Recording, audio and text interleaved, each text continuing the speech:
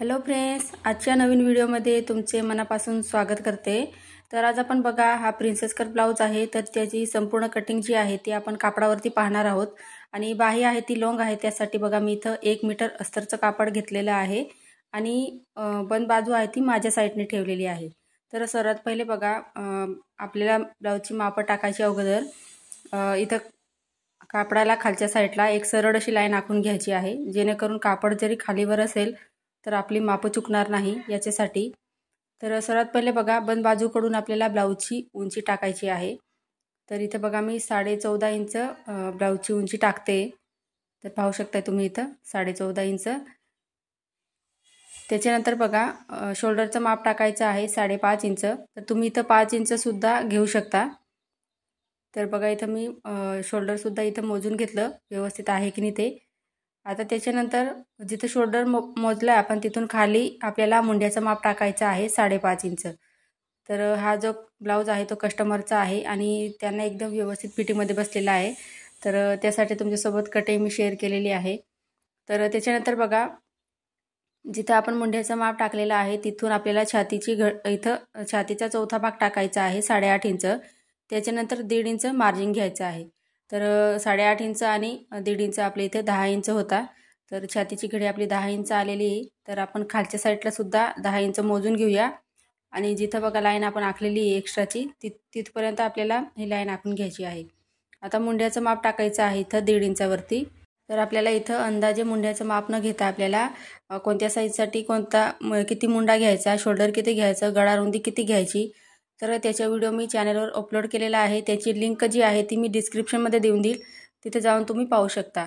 तर त्याच्यानंतर बघा मुंड्याचं आपण निम्मे इथं करायचं आहे आणि त्याच्यानंतर तिथून आपल्याला छातीचा चौथा भाग जिथं आपण मोजलेला आहे तिथपर्यंत आपल्याला हा मुंड्याचा आकार द्यायचा आहे। तर या पद्धतीने जर तुम्ही मुंड्याचा आकार दिला तर तुमचा जो मुंडा आहे तो एकदम व्यवस्थित येईल आणि पाठीमागच्या भागाला चुन्या वगैरे काही येत नाही। आणि तरी सुद्धा येत असेल 1.5 इंचावरती तुम्ही मुंड्याचा आकार देऊन तरी मग काय करायचं की पाठीमागचा जो मुंडा आहे त्याला किंचित थोडंसं 1/2 इंच खाली घ्यायचं आहे, म्हणजे चुन्या वगैरे येणार नाही। आता सर्वात पहिले बघा आपण इथं बाही कटिंग करून घेऊया, कारण बाही जी आहे ती लॉंग आहे। तर इथं बघा मी या पद्धतीने 4 पदरी घडी घालून घेतली कापडाची। तर पहा इथं व्यवस्थित। तर बाहीला सुद्धा आपल्याला जॉईंट द्यावा लागणार आहे कापडाला, अस्तरच्या कापडाला। तर या पद्धतीने बघा घडी घालून घेतली व्यवस्थित। जे खालचा कापड आहे तो सुद्धा चेक करायचा आहे, गोळा न होता आपल्याला व्यवस्थित इथं घडी घालायची आहे। त्याच्यानंतर बघा खालून मी एक लाईन आखून घेतली आहे, कारण कापड जे आहे ते खालीवर दिसते त्यासाठी। त्याच्यानंतर हे बाही व्यवस्थित करून घेते। आता इथे आपल्याला बाही तुम्हाला जेवढी लांबी पाहिजे त्यानुसार तुम्ही इथं बाहीची लांबी घेऊ शकता। तर तयार बाही मला इथं 9.5 इंच पाहिजे, त्यासाठी मी इथं 10.5 इंचावरती मार्किंग करून घेतली बघा। दोघं साईडने मोजलेले आहे 10.5 इंच। आता बघा या पद्धतीने। तर इथं किंचित थोडंसं अजून तिरकस वाटतंय, त्यासाठी मी सरळ करून घेते कापड आहे ते। तर हे पहा या पद्धतीने इथं वरती आलं ते। तर असं छोट्या गोष्टी असतात त्या कटिंग करताना चेक करून घ्यायची आहे। आता इथं बघा आपल्याला बाहीचा म्हणजे मुंड्याचा आकार देण्यासाठी वरून आपल्याला 3 इंचावरती मार्किंग करायची आहे। आता इथं बघा छातीची घडी आपली बाहीची घडी किती घ्यायची आहे, तर छातीची घडीमधून आपल्याला 1 इंच मायनस करून घ्यायचं आहे। तर इथं बघा 1 इंच थोडंसं 1/2 इंच इथं कमी पडतंय कापड, तर मी नंतर त्याला जॉईंट देणार आहे। तर बघा तेवढं सोडून मी इथं 2 इंचावरती आतल्या साईडला मार्किंग करून घेतलं। आता तिथून बघा आपल्याला तिरकस अशी लाईन आखायची आहे आणि 1.5 इंचावरती 3 पॉईंट द्यायचे आहे। 1.5 इंच मोजून तेवढा गॅप सोडून हे पहा या पद्धतीने। आणि पुढचा पहिला जो आपण इथं पॉईंट घेतलेला आहे त्याला खालच्या साईडला अर्धा इंच घ्यायचं आणि पुढचे जे 2 आहे त्यांना वरच्या साईडने अर्धा इंच मोजायचं आहे। आणि या पद्धतीने सिंपल असा बाहीचा आपल्याला शेप द्यायचा आहे, म्हणजे मुंड्याचा आकार द्यायचा इथं आपल्याला। त्याच्यानंतर बघा खालच्या साईडला दंडघेरचं माप घ्यायचं आहे। तर तुम्ही ब्लाऊजवरनं घेतलं असेल तर तेवढं इथं घ्यायचं मार्जिन न घेता। आता इथं बघा मी 5 इंच दंडघेर घेतलं आणि 1.5 इंच मार्जिन घेतलेलं आहे आणि तिरकस अशी लाईन आखून घेतली, म्हणजे बघा आपलं एवढं इथं आपल्याला जॉईंट द्यावं लागणार आहे, म्हणजे 1/4 इंचचा एवढा कापड आपल्याला तिथं जोडावं लागणार आहे। आता कटिंग करून घेऊया सर्वात पहिले। तर बघा पुढचा जो म्हणजे वरचा जो आकार आहे बाहीचा तो सर्वात पहिले कट करायचा आहे. तर पहा इथे या पद्धतीने आता तिरकस लाईन आखलेली आहे ती कट करायची आणि खालची आपण एक्स्ट्राची पट्टी घेतली होती ती सुद्धा कट करायची आहे. तर आता बघा बाही ओपन करायची आणि त्याच्यानंतर जो आपला पुढचा जो मुंड्याचा आपण आकार दिलेला होता तो कट करायचा आहे. तर इथं बघा एवढं आपल्याला इथं जॉईंट द्यावं लागणार आहे आणि त्याच्यानंतर चेक करायचं आहे घडी किती आलेली आहे ते. आता आपण पुढच्या पार्टचे कटिंग पाहूया. तर बघा इथं मी कापड जो आहे तो व्यवस्थित ठेवून घेतला. तर पहा या पद्धतीने जो पाठीमागचा जो पार्ट होता त्याला ठेवायचा आहे पहिले आणि त्याच्या मापाने आपल्याला पुढच्या पार्टची कटिंग करायची आहे. तर बघू शकता इथं मी या साईडला काठ होते त्या साईडला एक्स्ट्राचा कापड आहे तो म्हणजे ते कापडसुद्धा खालीवर होतं आणि आपल्याला पुढच्या पार्टमध्ये 1/2 इंच एक्स्ट्रा घ्यायचं असतं कटिंगसाठी त्यासाठी म्हणजे हुकपट्टीसाठी आपल्याला. आणि त्याच्यानंतर बघा दुसरी स्टेप आपली इथं जो आपण पॅटर्न पाठीमागचा पार्ट ठेवलेला आहे त्याला जसं आहे तसं मार्किंग करायचं आहे. तर पाहू शकता इथं मी जसं आहे तसं सेम मार्किंग करून घेतलं म्हणजे खालच्या साईडला सुद्धा. आणि बघा पुढचा पार्ट आणि मागचा पार्ट जो आहे तो आपल्याला सेपरेट काढायचा असतो. तर मी इथं पाठीमागच्या भागापेक्षा पुढचा जो पार्ट आहे तो 1 इंच जास्त घेतला आहे पुढच्या पार्टसाठी. म्हणजे पाठीमागचा पार्ट ठेवायचा आणि खालच्या साईडला 1 इंच वाढवून घ्यायचं आहे. तर इथं आपलं 14.5 इंच आपण घेतलेलं होतं तर मी ते 15.5 इंच पुढच्या पार्टसाठी उंची घेतलेली आहे. तर त्याच्यानंतर बघा एवढी आपली मार्किंग झाली. आता पाठीमागचा जो पार्ट आहे तो आपण उचलून घेऊया. तर हे बघा या पद्धतीने आणि व्यवस्थित असं बघा इथं मार्किंग केलेलं आहे आपण.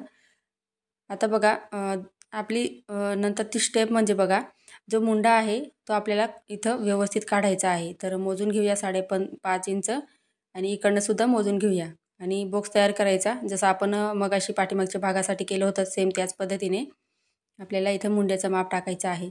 तर हा जो मुंडा काढलेला आहे तो आपण पाठीमागच्या भागासाठी काढला होता. आता पुढच्या भागासाठी बघा 1 इंचावरती मार्किंग करायचं आणि जिथून आपण मुंड्याचा आकार दिला होता सेम त्याच पद्धतीने आपल्याला आकार देऊन द्यायचा आहे. आणि जो मुंडा होता त्याला क्रॉस मारायचं म्हणजे आपल्याला कटिंग करताना लक्षात येईल. आता इथं बघा गळा रुंदी टाकायची आहे 2.5 इंच कारण आपल्याला पुढचा गळा इथं कट करायचा आहे त्यासाठी. तर 6 इंच मी पुढचा गळा घेतलेला आहे. तर तुम्ही इथं आवडीनुसार लहान मोठा गळा इथं घेऊ शकता. तर खालच्या साईडला सुद्धा 2.5 इंचावरती मार्किंग करून बॉक्स तयार करायचा आणि या पद्धतीने बघा सिंपल असा मी इथं गोलगळा घेते. तर तुम्ही इथं पानगळासुद्धा घेऊ शकता. तर हे पुढं हुकांचा ब्लाऊज आहे त्यासाठी मी सिंपल असा गोलगळा घेतलेला आहे. आता उभा जो टक्स असतो तो आपल्याला या पद्धतीने मोजायचा आहे. तर पाहू शकता इथं मी 10.5 इंच उभा टक्स घेतलेला आहे. त्याच्यानंतर बघा 4.25 इंच आपल्याला आडवा जो टक्स आहे तो मोजायचा आहे 4.25 इंच आणि उभा टक्स आपण 10.5 इंच घेतलेला आहे. तर खालच्या साईडला सुद्धा 4.25 इंच मोजून मी एक लाईन आखून घेते म्हणजे पॉईंट घेतला म्हणजे काय होईल की वरचं आपलं खालचं माप आपण सेम असं सरळ अशी लाईन आखता यावी यासाठी. तर इथपर्यंत तुमचं लक्षात आलं असेल. आता बघा जे आपण टक्सची मार्किंग केली होती तिथून उलट्या साईडला बघा 2 इंचावरती मार्किंग केली आणि तिथून वरती परत 2 इंचावरती मार्किंग करायचं आहे. तर हे सर्व साईजसाठी आहे म्हणजे वरच्या साईडला 2 इंच घेतले ते. आता फिटिंगच्या साईडने सुद्धा 2 इंच घेतलं खाली आणि वरच्या साईडला मुंडा जिथं आपण काढलेला आहे तिथं 1 इंच घ्यायचं आहे. तर 1 इंच हे सर्व साईजसाठी आहे. तर हे जे माप आपण इथं घेतलेले आहे त्याला या पद्धतीने जोडून घ्यायचं म्हणजे ते आपलं इथं मार्जिंग आपण एक्स्ट्रा घेतलेली आहे या ब्लाऊजसाठी. आता आपल्याला सिंपल असा प्रिन्सेसचा आकार द्यायचा आहे. तर तुम्ही जर नवीन शिकत असाल तर पहिले पेपरवरती प्रॅक्टिस करायची आणि त्याच्यानंतरच इथं तुम्ही कापडावरती काढायचं आहे. तर बघा या पद्धतीने थोडासा असा गोलाकार आकार दिला मी प्रिन्सेसचा. आता इथं बघा जे आपण पाठीमागची उंची घेतलेली तिथे लाईन आखलेली बघा तिथून खाली आपल्याला या पद्धतीने तिरकस लाईन आखायची आहे कारण फिटिंग करताना आपला पुढचा आणि पाठीमागचा पार्ट सेम यावा यासाठी ही आपण लाईन म्हणजे लक्षात राहावी यासाठी मी या पद्धतीने इथं आखून घेतलेलं आहे. आता कटिंग करायची आहे तर सर्वात पहिले आपण मुंड्याचा आकार कट केला. त्याच्यानंतर बघा जी तिरकस लाईन आखलेली होती सेम त्याच पद्धतीने आपल्याला इथं कटिंग करून घ्यायचं आहे म्हणजे कुठलीही मार्जिंग एड न करता आपल्याला इथं कटिंग करून घ्यायचं आहे. तर पुढचा पार्ट बघा इथं म्हणजे आपला एवढा पफ राहणार आहे ब्लाऊजला म्हणजे एकदम फिटिंगमध्ये व्यवस्थित बसतो हा ब्लाऊज. आता इथे बघा कापडावरती कटिंग पाहूया. तर ही जी डिझाईन दिलेली होती तर ही 1 टक्ससाठी होती. तर कस्टमरला इथं प्रिन्सेसमध्ये पाहिजे होतं, म्हणजे 1 टक्सचं ब्लाऊज नको होतं त्यांना. तर त्यासाठी बघा मी या पद्धतीने कापड जे आहे ते ॲडजस्ट करून ठेवलं.